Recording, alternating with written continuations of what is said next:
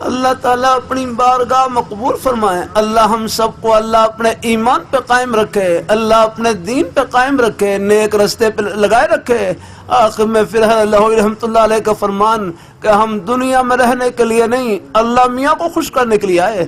ہم دنیا میں رہنے کے لیے نہیں, اللہ تعالیٰ کو راضی کرنے کے لیے آئے. یہ بول نہیں حقیقت ہے. چاہے آپ ڈیفینس میں رہیں, گلبرگ میں رہیں, جہاں بھی. میں لندن میں تھا, وہاں لندن والوں سے بھی کہا لندن سے دل نہ لگاؤ, یا یہاں بھی قبرستان موجود ہے. ہم نے ہر ایک مسافر ہے.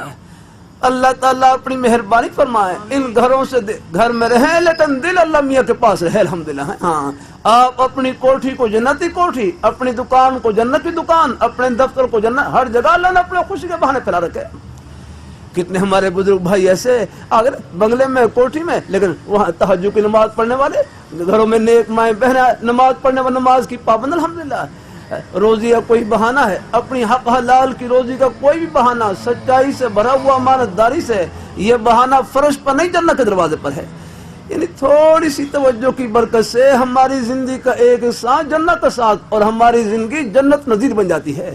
یعنی جنت کی ٹھنڈی ہواؤں کی جھلک اللہ یہیں دکھلا دیں گے انشاءاللہ. الحمدللہ. اور آخرت میں پھر خوشیوں کے سمندر استقبال کے لیے کھڑے ہیں. اللہ تعالیٰ سب کو نصیب فرمائیں. اللہ اپنی بارگاہ میں قبول فرمائیں. اللہ اپنی بارگاہ میں قبول فرمائیں. اللہ اپنے ایمان پہ, دین پہ قائم رکھے. آمین.